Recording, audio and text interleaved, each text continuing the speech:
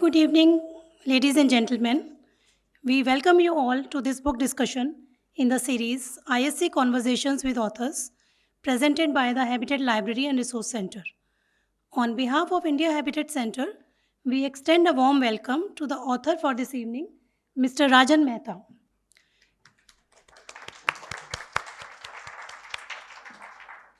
We welcome Dr. Prodipto Ghosh, Distinguished Fellow, Earth Science and Climate Change at the Energy and Resources Institute, TERI, and Mr. Ajay Shankar, our Distinguished Fellow at TERI. We welcome Mr. Suneet Tandon, Director, India Habitat Center.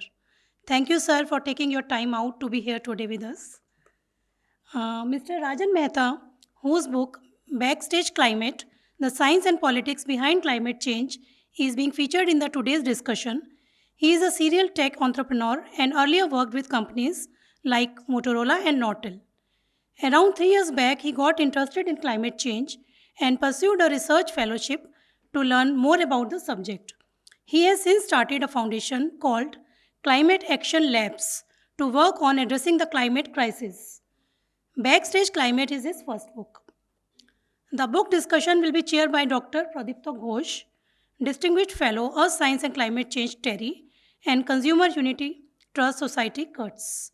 He has earlier been member of the Scientific Advisory Council of the Cabinet and Governing Council of the Indian Council of Social Science Research, National Security Advisory Board, Prime Minister's Council on Climate Change.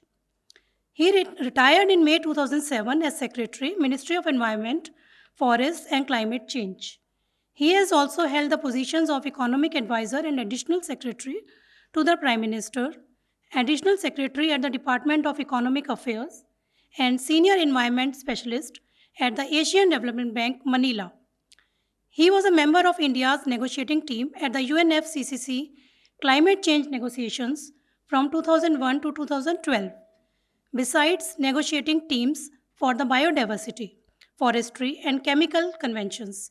He was also the principal author of India's National Action Plan on Climate Change, NAPCC, 2008. Mr. Ajay Shankar, who will be in conversation with author, is a distinguished fellow at TERI. He has been writing extensively on the power sector, transition to renewables, and getting to net zero. His opinion pieces have been appearing in national newspapers. These have been in addition to the in-depth TERI papers. The most recent one is a policy brief on green hydrogen. He had earlier served in government as an IAS officer and held some key positions with responsibilities for policy formulation and execution. The major ones include, amongst others, the Electricity Act 2003, from conception to enactment to final notifications of the rules and policies. The approval and design of the new National Rural Electrification Program. The design of the implementation strategy of the National Solar Mission. May I now request Dr. Ghosh to take today's session forward. Thank you so much. Thank you, Bhavna. Before I hand the floor over to the discussants, let me make a few remarks with respect to the book and the subject matter of the book. Now, this book is, to my mind, is a very welcome contribution and is intended especially to familiarize intelligent laypersons who are mystified by the concepts and terminology of climate change and find the debates on climate change very arcane and abstruse. It demystifies many of these, enabling the reader to follow with comprehension these debates and controversies with enlightenment.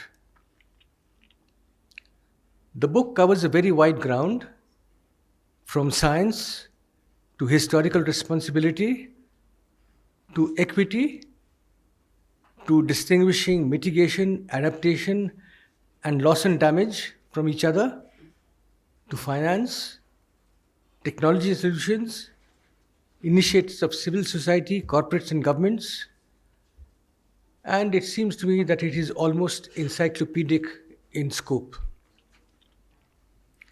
The author offers a welcome new perspective on climate change issues from the standpoint of the youth and the corporate sector. It is encouragingly optimistic in its views and arguments, which to jaded eyes like mine that have burnt to the sockets, blinkered by the cultures of government and academia, comes as a refreshing breeze. That said, allow me to offer some comments on the subject of climate change, which is the theme of this book. My starting point is that climate change is a very difficult, complex problem. With respect to greenhouse gas mitigation, it would involve overhauling the entire industrial, transportation, power generation, building stock, hydrology infrastructure, communication infrastructure, agricultural practices, waste management practices, and the forestry sectors. In particular, the existing capital stock and embodied technology in these sectors would have to be drastically overhauled.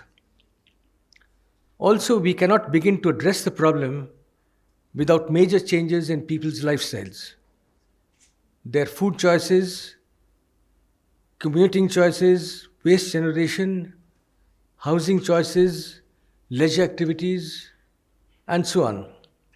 And this behavioral change, to my mind, is even more difficult to accomplish than technological change. Additionally, we must address adaptation to climate change. Floods and drought, temperature changes, spread of disease vectors, sea level rise and inundation, changes in vegetation patterns, loss of genetic resources, extreme climate events, and many others. These are at least as difficult to accomplish as mitigation. And by way of evidence, let me cite that currently the central government alone in India, I'm leaving out the state governments, spends 2.1% of the GDP each year on addressing climate impacts. And this is a figure which has been researched by one of my former colleagues in the Ministry of Environment and Forests, and it is also the subject of a particular entry in the economic survey a few years ago. There is also the question of recovery from and compensation for loss of damage from extreme climate events. All of these will require unprecedented amounts of capital, new technologies, new business models, and new policy and legal structures. And all of these have to be undertaken in a situation of incomplete understanding of the science. All that we know is that not undertaking this thorough overhaul of human society will condemn us to great deprivation in the foreseeable future.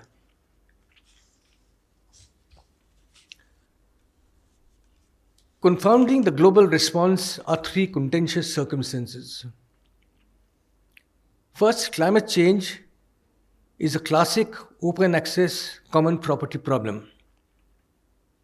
Every country has an incentive to pass as much of the burden of addressing climate change as possible to others. This is the well-known free rider problem. Second, while the facts of historical responsibility for causing climate change are clear, there is vociferous denial of these facts by those countries which are primarily responsible. And these are the rich and powerful countries of the world. Third, while reasonable persons would agree on broad moral approaches to equitable allocation of responsibilities for addressing climate change, there is a great paucity of reasonable men who are engaged in global climate policy. Another major factor is that when countries meet to formulate global approaches in the UN Framework Convention on Climate Change negotiations, they are not simply seeking to address climate change, but are also pursuing diverse collateral objectives. Developing countries seek to protect their development prospects, while developed countries seek markets for technologies developed by the companies less through fair competition than through pricing open the markets of major developing countries through unequal burdens placed on them through the global climate change regime. And they are also very strongly engaged in protecting their comparative advantage in climate change and relative strategic primacy in the world. Further, countries have to contend with their domestic political realities. Developing countries must expand their supply of affordable energy to enhance living standards and support growth. Some developed countries, such as the EU, have, in the memorable words of Ajay Shankar, the attitude that Europe's problems are the world's problems, but the world's problems are not Europe's problem. The US, on the other hand, has both political parties enthralled to the power of the oil and gas industry, and accordingly will never agree to any binding international constraints on their legislation and policy space. To my mind, climate change is not merely the greatest existential threat that modern humans face, with the possible exception of nuclear war, but is also the most complex global political, economic, technological, and social problem ever. In the circumstances, I welcome this book by Rajan Mehta and hope that his infectious optimism will impact all of us. So at this point, I would now like to hand over the floor to the discussants, Ajay Shankar and Rajan Mehta. Thank you. Thank you. Let me begin by adding to your compliment of the book being encyclopedic in nature. I had not met him, I had not heard of the book till Sunit asked me to undertake this conversation.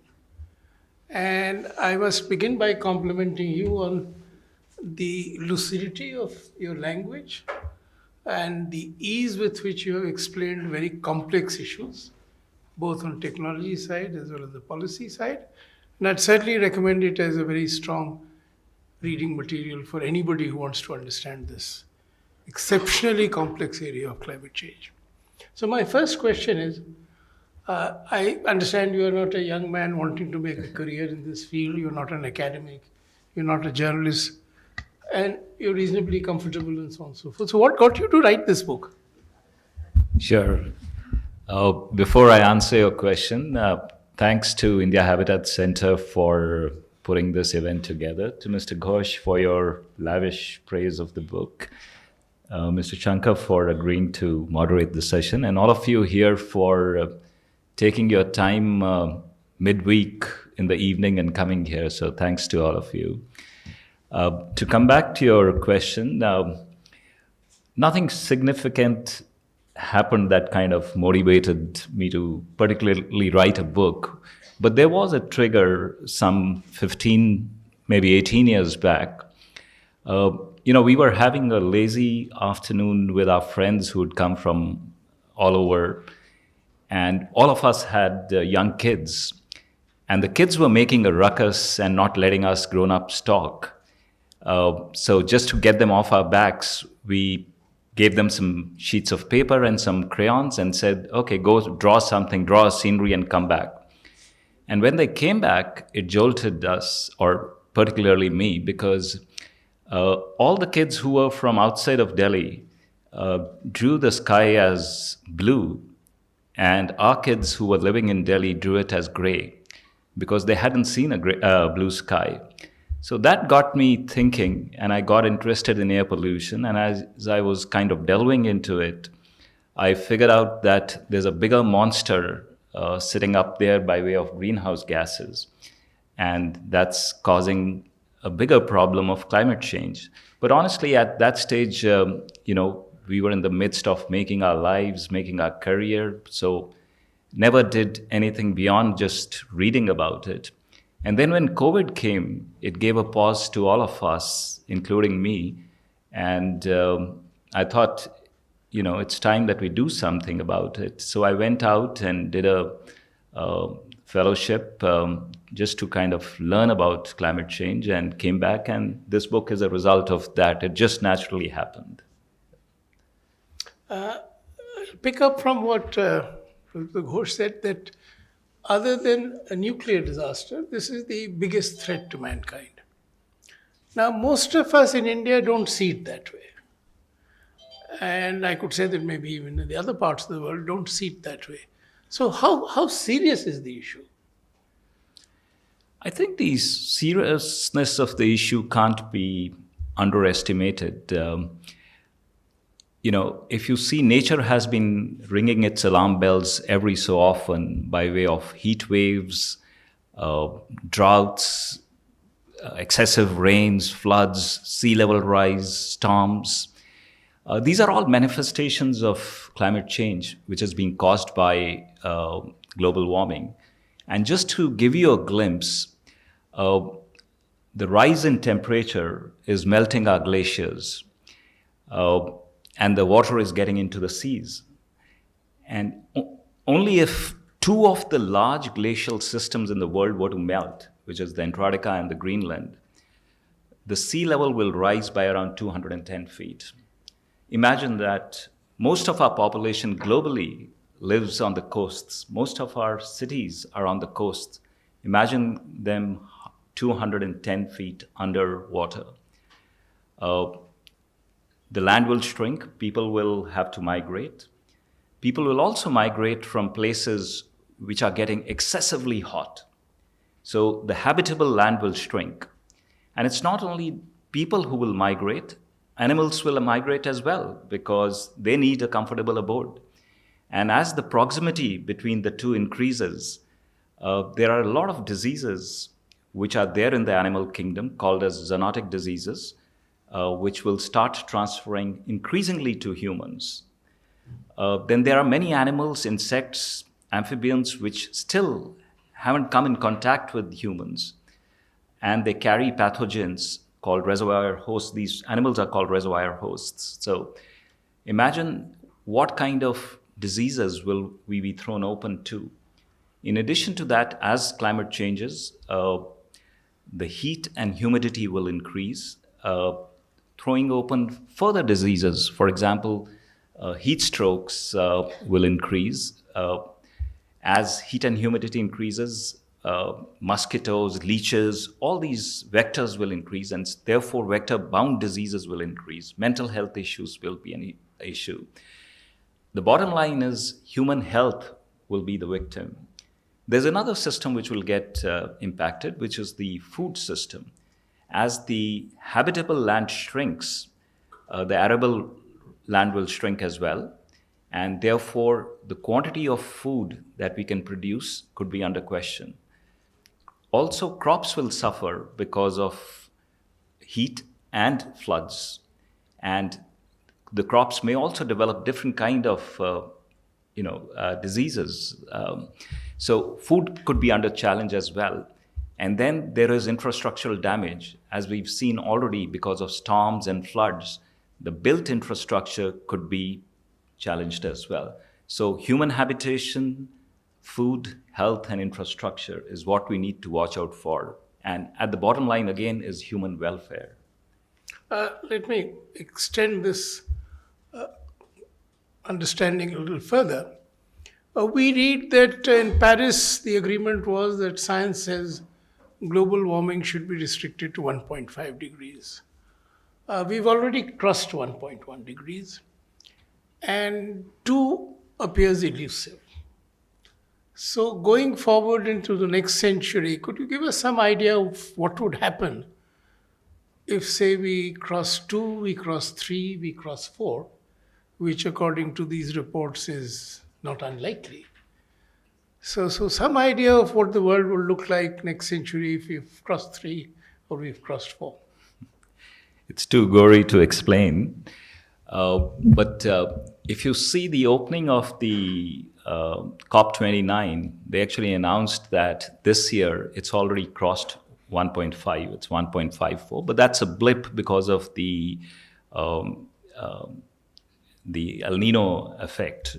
But we are on a strong trend to cross 1.5 in the near future and 2. All these things that I said just now, human habitation, health, food, infrastructure, will come under bigger challenge. The land will shrink further, health, new kind of diseases will come up, definitely, right? Food will be under challenge, right? Migrations will become a big issue. Just to give you an idea, there is a small country in the Polynesian, it's called Kiribati, or Kiribati, actually you pronounce it as. That probably will be the first country to go underwater. They've just got 34,000 people. And what they've done recently is they bought around 20 square kilometers of land in Fiji so that they can shift their people there. And not all can go there. Their president now has changed, but earlier was actually going door to door to various countries, asking them to please take their people as immigrants, right? So this is just one country starting today. Imagine how many countries will go underwater. What will happen to their citizens, right? So it'll be, it'll be 100 times what I just explained to you will happen, just with.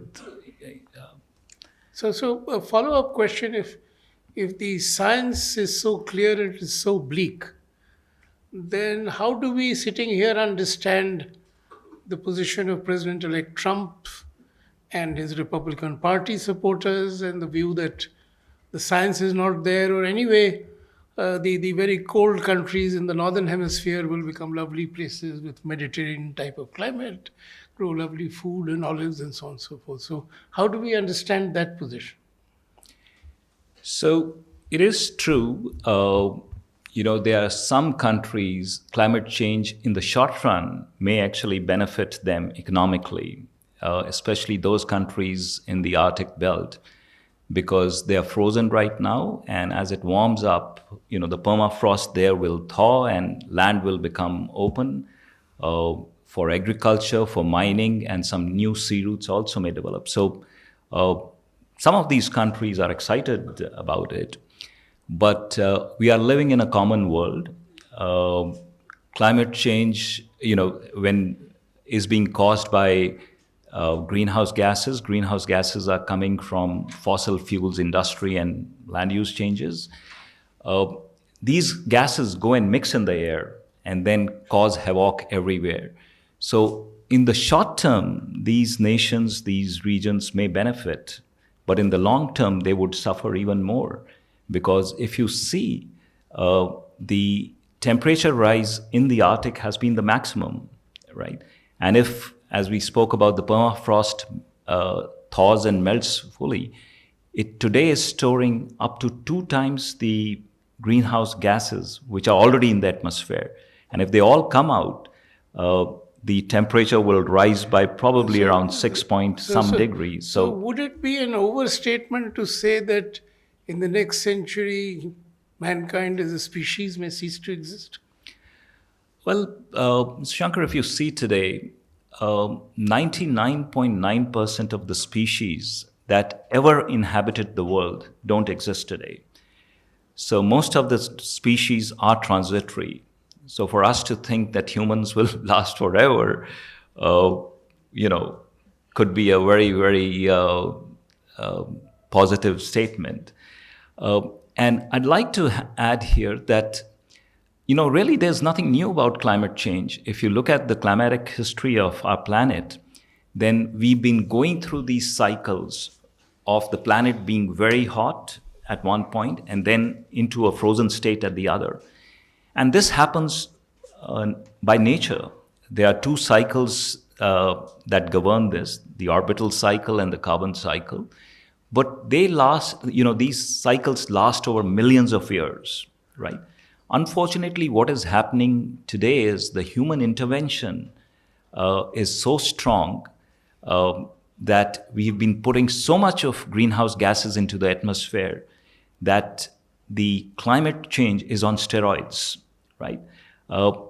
And just because we just have half an hour, I'll try to come to this. That I don't think the human race will end in a century, right? It may take longer, right? I also feel very positive that, humans are very ingenious. They will tackle this problem as we've tackled many other problems earlier. If you remember in the 1950s, 60s, it was widely kind of believed that the world will run out of food, especially India. But that alarm bell that rang actually gave a lot of impetus to our scientists, technologists, policymakers, and the Green Revolution followed. And, we are today surplus in food. So let me shift the conversation now to Sure. the other things in your book. So broadly, if we are to act and act decisively and in time to see that all the terrible things that could happen do not happen. So what is it that, say, let's take the people in between, because we have individuals, we have society groups, we have private firms, and then we have governments. So let me take the world of the private firms, because as individuals, we can do very little, except in terms of our choices, in terms of driving firms to do something, because maybe we can become vegetarians or whatever. So what is it that firms are doing, can do, should do?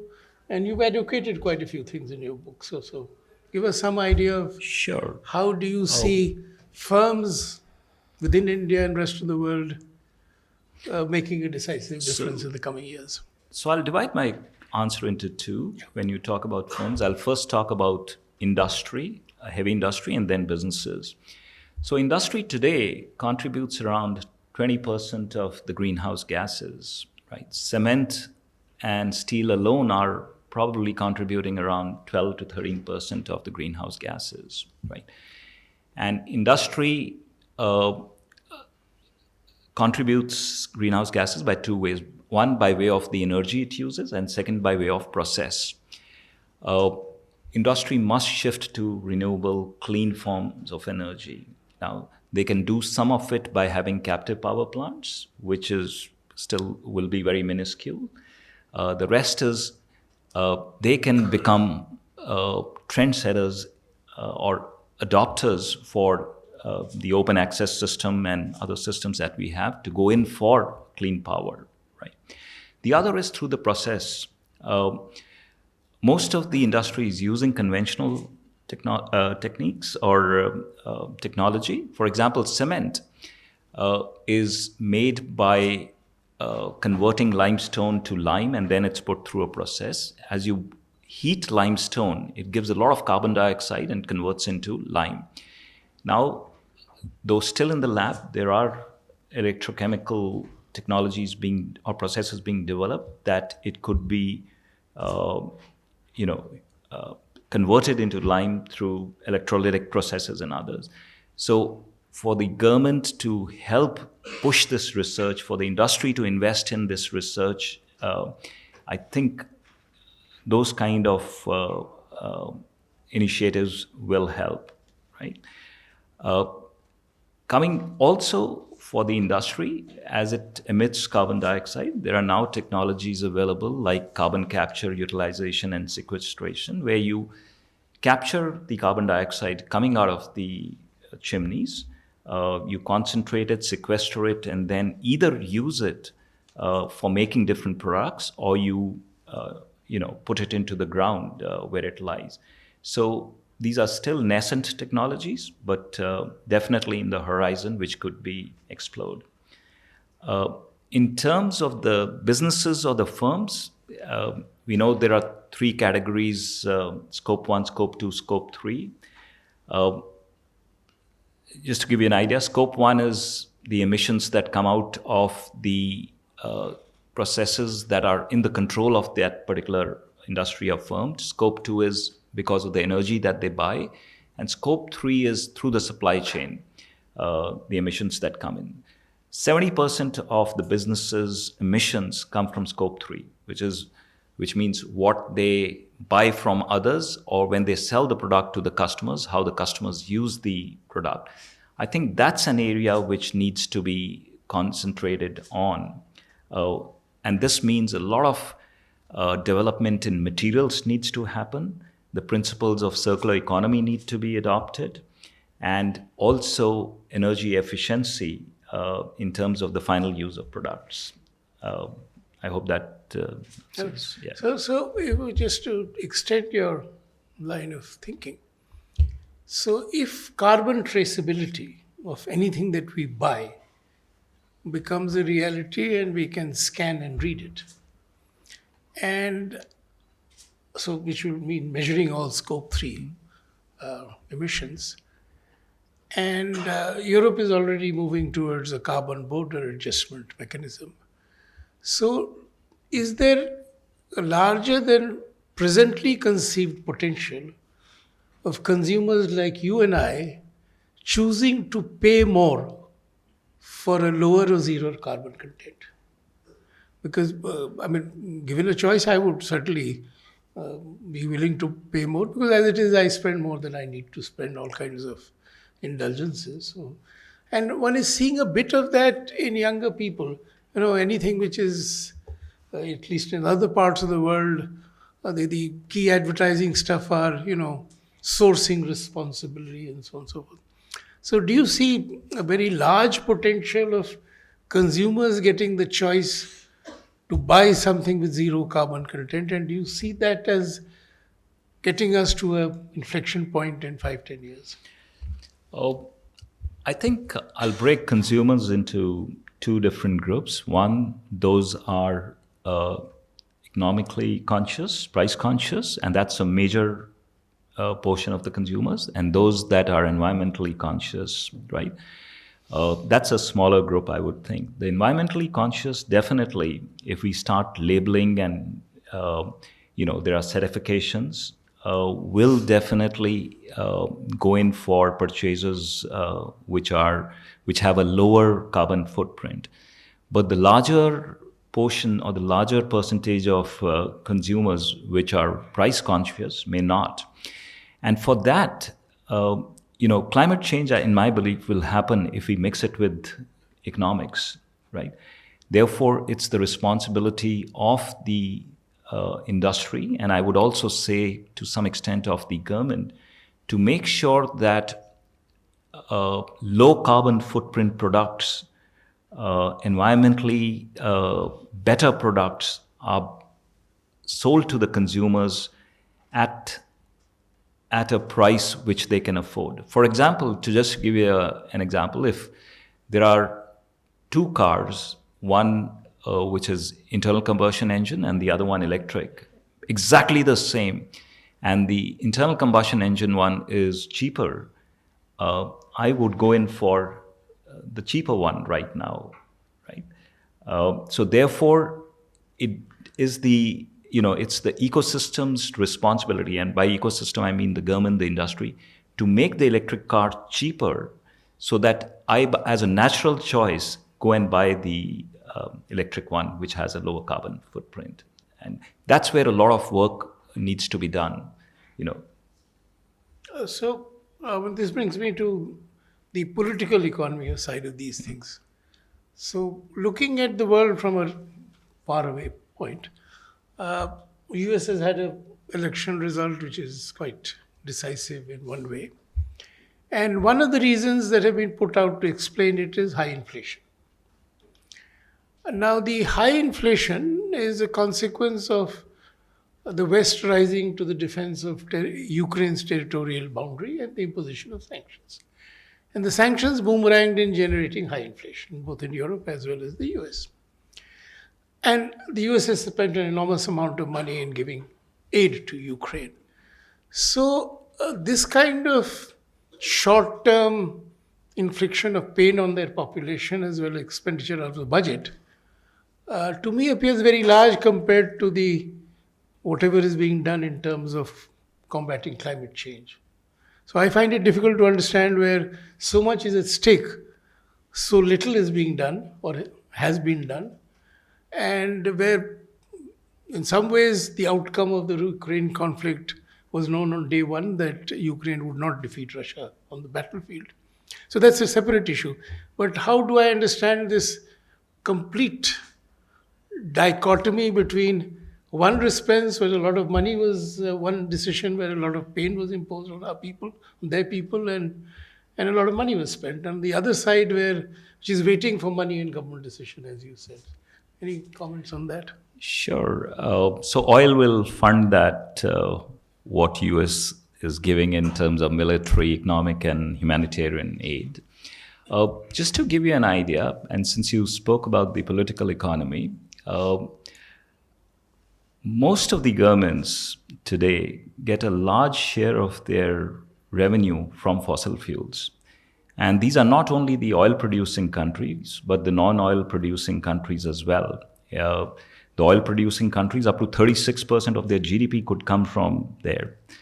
Even countries like India, which are non-oil producing, I think around 18% of the government's revenue comes from fossil fuels, by way of customs duty, by way of cess, taxes, the profits that are given back, and various other means that they have. Now imagine a government losing 18% of its revenue. It ain't going to happen, right? They won't let it happen so quickly until they have alternate sources of revenue, right?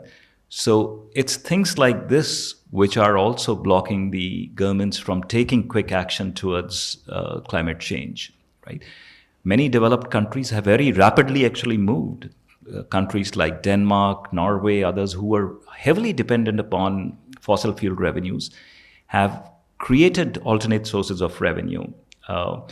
Norway's sovereign fund today owns approximately 1.5% of the global shares in various companies, right? Denmark has another strategy. So I think that weighs heavily on the political economy. The second thing is, today, the fossil fuel industry globally, I think, employs around 40 million people.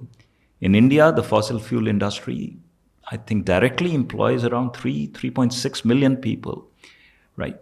And majority of them concentrated in 2-3 states. The government cannot take any action so quickly, because what happens to those people? What happens to the systems developed around in those states? So I think these are issues around political economy that need to be contended with and thought through. It's not that there's no solution. There is, but there needs to be political will to be able to handle these issues. Thank you, sir. So the political will is what is needed, and getting that appears very difficult at the moment for the reasons you said. So would it be fair to say that unless the people of the world and the young of the world really mobilize themselves sufficiently to push their leaders and to push their governments, we may not be able to see hope? Just as your children persuaded you to take an interest in this. No, I think absolutely. And there has to be a groundswell so that, politicians will do what they think their voters expect from them, right? And we must kind of raise our voice and concern about that. And ultimately, there are only two tools in our hands as people, right? Those are our votes and our wallets. and we must use them judiciously. By votes, if we put them in a direction and let the politicians know that we care for nature, we care for climate, we care for our future, I think you will see policies coming that way. So the onus lies on us. Same thing for our wallets. We use our wallets to decide which company wins and which doesn't. If we use our wallets judiciously to make sure that we buy from companies which are giving us green products, which are not spoiling the environment, that will go a long way, because those companies will become the winners and the others will lose, and that's what we really want.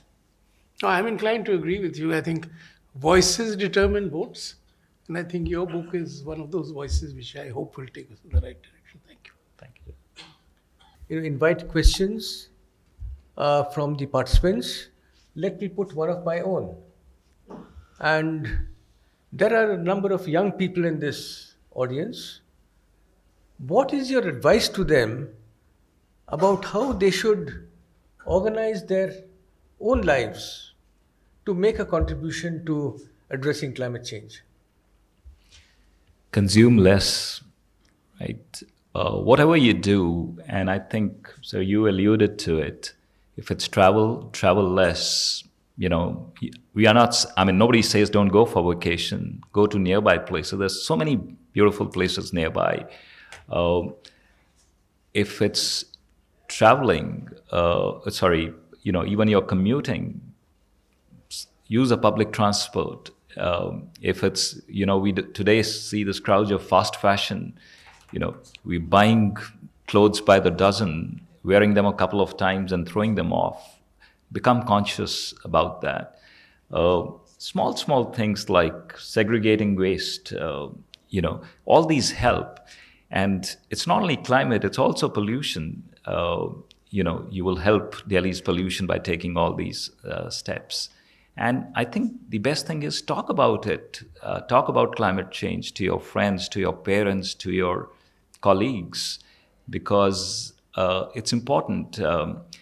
Awareness is the first step towards change. And if all of us sitting here can create awareness, if we take these discussions onto our dining tables, you will see the groundswell that we just spoke about happening. If people become conscious, they will, next time onwards, think that this is the issue that they should be voting on. And politicians are they're very nosy. They will sense that, people are wanting this, and therefore they will start putting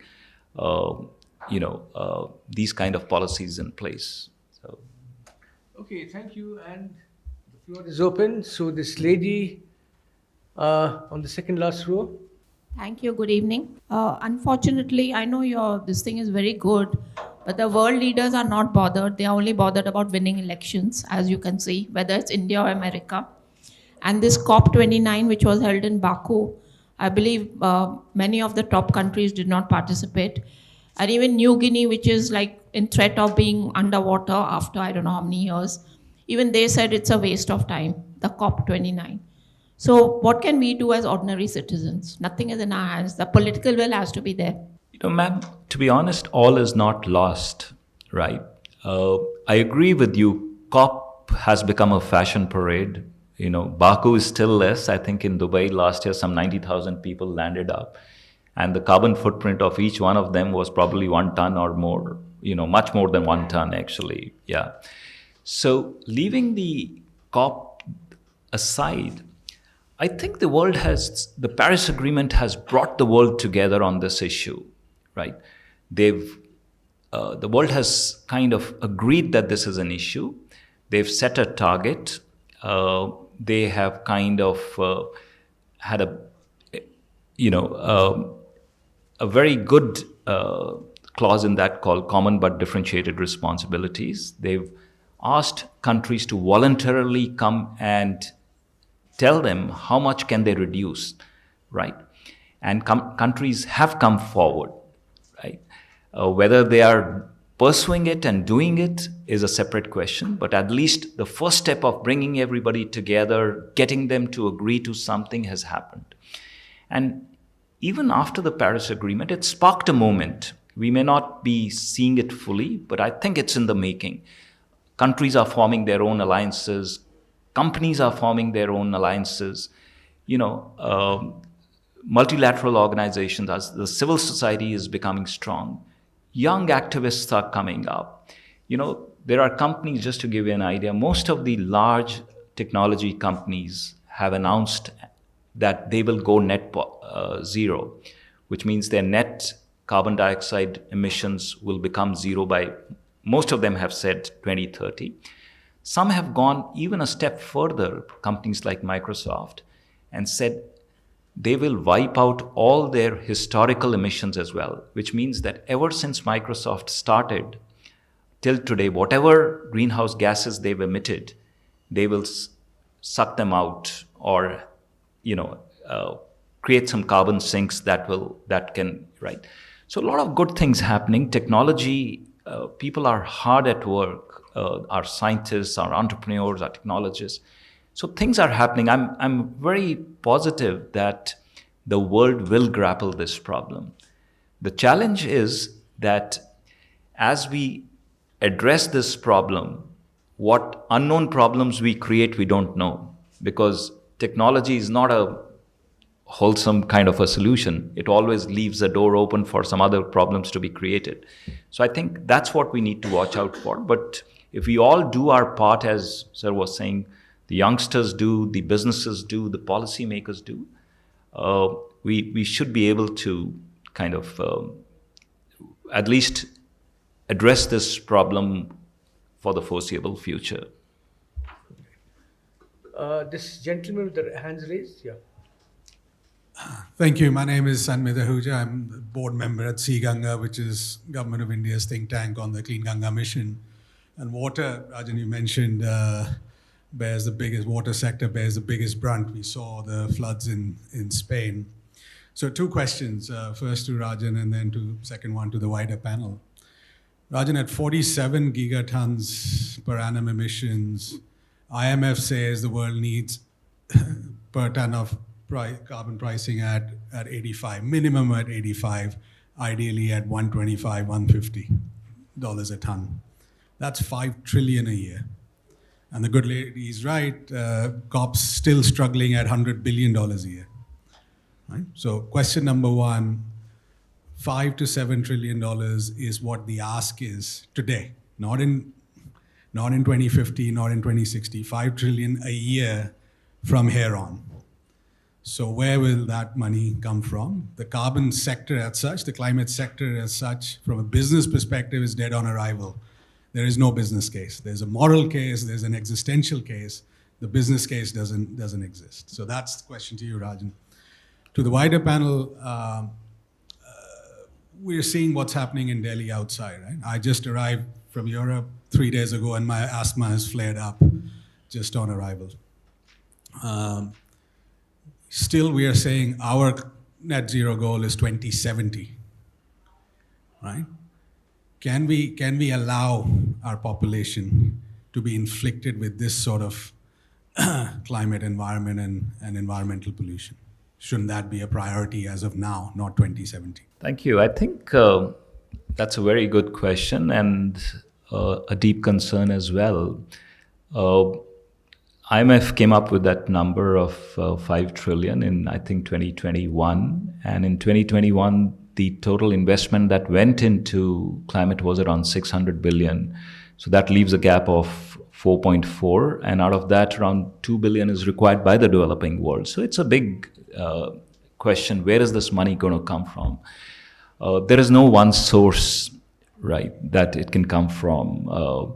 The challenge also to look at the other side of it is, when this number came up in 2021, there was actually excess liquidity in the world. The world was aflush with funds, and to reduce inflation, Institutional assets manage 150. Absolutely. So money and liquidity is not the problem, really. The question is, how do you make a business case, and who foots the, who belts the cat and who foots the bill? So in my view, it has to be a blended finance, right? it has to be a combination of business money, philanthropic money, government, incentives, tax breaks, insurance money, all the whole capital stack, the different forms of it needs to come together to address this. I think as people are understanding climate, the threat of it, and business cases also are opening up, right? For example, if you see 20 years back, very few people were willing to invest in renewable energy, in solar and wind, because it wasn't economical. The per megawatt cost of solar was much higher. But as government supported it, as businesses supported it, and the consumption kind of deployment increased, the cost of solar has come down and wind has come down substantially. And now they're standing on their own feet, right? Same thing needs to happen with other initiatives. For example, with EVs, for example, with batteries, with carbon capture, if we were to use it as one of the tools in our arsenal, with many other things. And I think we've learned already that it is doable as economies of scale kick in. It is possible to do that. And that's the template which we need to replicate. But it's hard work. It's smart work and hard work. And I'll just add one last point, that we in the developing world are still banging on the doors of the developed world, thinking that they will open up their purses one day and give it to us. It's a difficult sell, because they need to explain to their country people as well, why are they giving money outside when they themselves need money for climate there? So I think our best bet is to make good business cases, to make good financial structures so that we can invite foreign money or private money on the strength of our business cases. I think that will help. The gentleman at the last row. I grew up on the continent, and if I look at it, the climate change, I hear the story, and I say the story, the narrative is true, because you also said that it's been an evolution of the planet. There's been many millions of years this thing is going to happen. It's just been induced now by the human intervention. A couple of points I've got over here to what you just raised is that, everybody needs to develop, and energy is the basic need, and cheap energy is very important, right? Last 100 years, industrialization has happened in global north. They have consumed the carbon quota.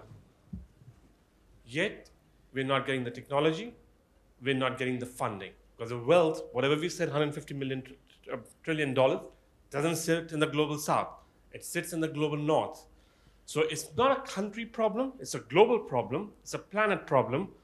So the purses have to open, not just specific to India or Africa or Latin America. And in absence of that, it's not a silo problem. If we sink, we all sink. It doesn't affect India, it doesn't affect Europe, or it doesn't affect US. It affects all of us, in that order. So I think this is, yes, it's a global problem, but the funding and the technology is sitting in global north, because they had the resources, and they've built their economies on the back of, minerals they had. India and Africa contributes less than 10%. I'm talking two big continents.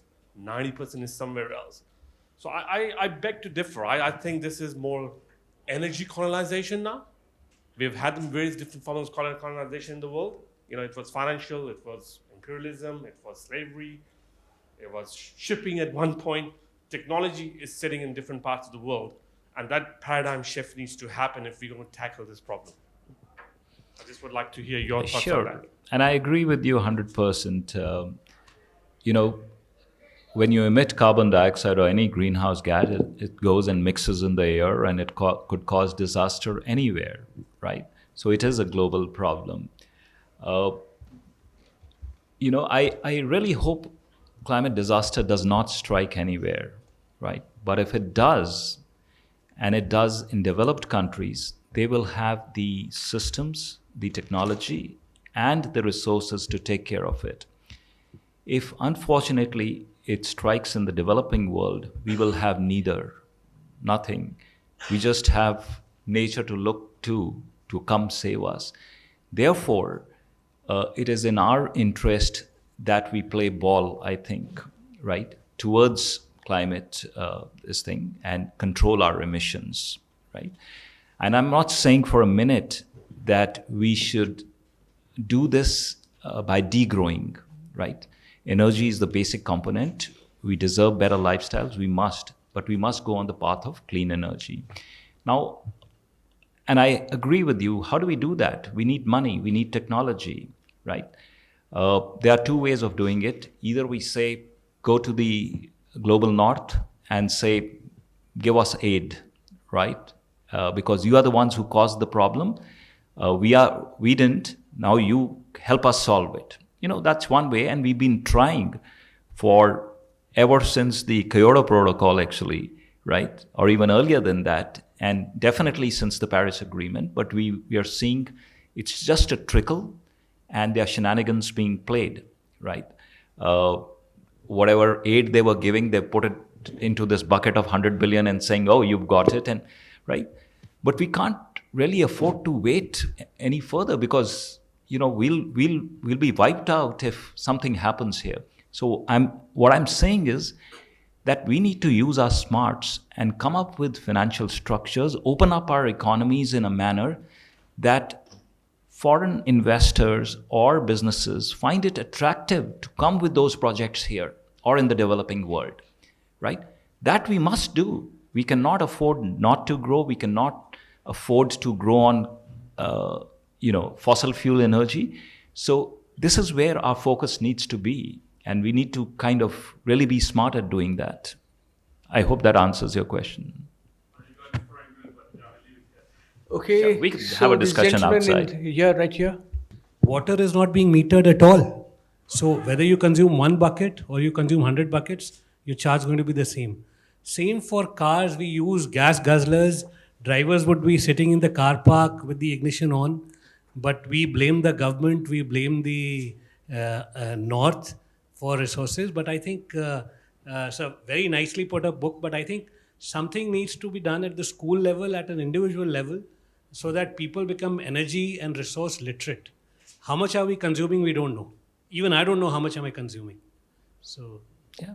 No, I agree with you. See, all our lifestyles, all the comfort that we've seen in the last 200 years, development, growth, somewhere it's been fueled by energy, and it's so intrinsic in our lives that we can't do without it, or we can't even think that we should do without it, right? And that's a hard change to bring in, right? Unless, some of us may be conscientious, right? But that'll be 0.1% or even less. we need to go micro rather than talking only macro. No, but micro, the change will happen through policy. If you put a carbon tax and make oil, petrol very expensive, you will see, demand and supply kind of. But it's not so easy to do, right? Because you have to look at, what it does to people with lower income and inflation and other things. But I mean, what you're saying is absolutely right. So again, discussions like this, if you go and tell your driver not to keep the ignition on, and it will make a change, and that's where we should start. I think even better would be, so where do you commute to your office? Where to where? Gurgaon to Delhi. Gurgaon to Delhi. And I take the car. I've tried Yeah. metro, but you have things to carry. It's too crowded. Exactly. So perhaps you should switch in the first instance to an electric vehicle. And the best of all would be if you could bicycle the distance. You're young enough to do that. And may I ask, are you a vegetarian or non-vegetarian? Used to be a vegetarian, I started consuming. Yeah, drop it immediately. So you're Okay. going in the wrong direction on both the fronts. So. Okay. But Habitat, from my house to Habitat is 32 kilometers. Yeah. So Could I think on that. just one question, I'll keep it brief. See, it's very interesting that the conversation today has been mostly about mitigation. And clearly that is important. But we seem to be ignoring adaptation, which I think is a much more urgent problem because it is happening now. I mean, this is not 2017. This is what is happening now to many people. And I wonder whether that is a result of the fact that most of us here do not suffer the effects of it to the same extent that a lot of other people do. And so I wanted to know what, and it's a much more difficult problem to solve. That's given. But why do you think it is that we don't talk about adaptation, which is already happening? I mean, if you know what's happened in Delhi, we had the heat waves, then we had flooding, there were water shortages. To me, there was a minor irritation, but my domestic help, I was just shocked at how much of an effect it had. So I'm wondering, why is it that all of us in this policy, and this is not about you, it's all of us who work on these issues, is we ignore this, the need for adaptation. The private sector, do you feel like most of the things which are happening, is it a metro or a EV, it's are all mitigation measures, and the returns on that is immediate in that nature. But when we talk about heat tolerant shelters or flood protection embankment, these things are mostly funded by the governments. And is it solely in that nature which is what we are expecting in this regard, or is there a prospect for a model to actually incentivize these private sectors in this regard? Sure. So I'll keep my answers brief. But to your point, sir, there are three sequential bullets in our arsenal to address climate change. These are mitigation, adaptation, and then loss and damage. The more you invest in mitigation, the less will be the need for adaptation. The more you invest in adaptation, the less will be the need for loss and damage. And the more you take care of loss and damage, the less will be the human suffering. So that's this thing. Having said that, I think I agree with you. Adaptation is absolutely essential because it's here and now, right? It affects us. It's like if I'm having high fever, I need to be given crocin, right? I can wait for the doctor to do his diagnosis and give me what is the root cause and take care of it. There needs to be more focus on adaptation, certainly. And that's how developing countries are fighting for adaptation or pushing for adaptation, and developed countries are saying no, mitigation first. So we'll leave it at that. I'm happy to talk to you outside and on this, but it needs more attention. Yeah, if I can add,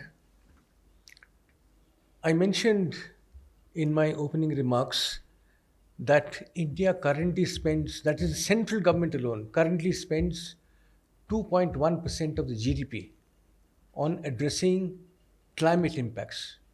It doesn't say climate change impacts because we can't differentiate, a flood or a drought from whether it's caused by climate change or by normal climate variability. To put this in perspective, 2.1% of the GDP is more than our annual defense expenditure. So what I would suggest is that the political system is very much seized of the imperative of addressing extreme climate risks and challenges, and has been for many years. Now, we have not talked about this in the context of climate change, but that is, as climate change impacts become increasingly manifest, I think we can be sure that our political system will respond, to the signals from the ground and further increase increase the allocations. So I would have a quibble with your statement that, we are not taking it seriously. We are indeed taking it very seriously. I think you have to answer his question, that how do you make the private sector invest in adaptation? There are some use cases where it needs to be with the government. For example, flood control and many of these. But there are some business cases for adaptation for the private sector also. For example, the pharma industry is already moving in that direction. They are envisaging what all diseases can climate change unleash, and they've started research on that purely as a business opportunity. On the food side again, right, they are kind of moving in that direction. That's how the plant-based meat and other things are coming in. So depending upon, we can't kind of, take a blanket this thing that there is no business case. There are individual situations where there is a business case for the private sector as well. So just to give an example, there is a very profitable Indian company by way of called Jain Irrigation. Yeah. And they have made a very strong business case. Their financial performance is outstanding. And what do? They sell water conservation technologies to the farmers. Okay, and this is a prime example of a business model which has been developed around adaptation. So, have hope. So I think, we must now call it a day. I'm sorry, I can't take any more questions. We are grossly over time, and I think we risk the executive director from asking his bouncers to throw us all out. But anyway, so let me just add my word of thanks to the India Habitat Center and especially the executive director for organizing this event and for for that invitation to the author and to the two panelists.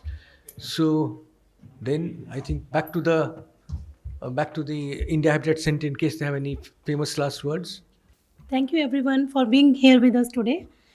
We would like to thank Mr. Rajan Mehta, Dr. Prodipto Ghosh, and Mr. Ajay Shankar for this very meaningful and significant discussion. Some very interesting and thought-provoking questions were raised. Thank you so much, everyone, again, for being here today. It was a very nice discussion. Thank you. Thank you.